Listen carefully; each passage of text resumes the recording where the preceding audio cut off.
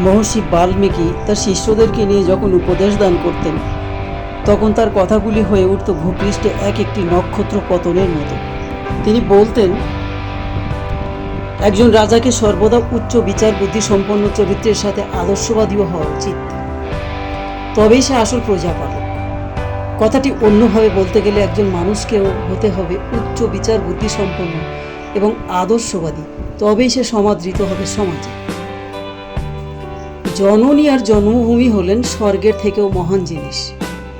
আপনার মধ্যে সাহসিকতা, কাপুরুষতা কিংবা দুশ্চরিত্র মনোভাব যদি থেকে থাকে, তাহলে সেটা আপনার চরিত্রের মাধ্যমে স্পষ্ট বোঝা যাবে।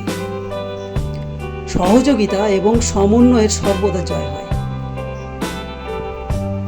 তোমার গর্ব, অহংকার এবং কুটিলতার পরিত্যাগ করা উচিত, আর তোমার কখনোই অন্যের সমালোচনা নিয়ে চিন্তা করা উচিত নয়।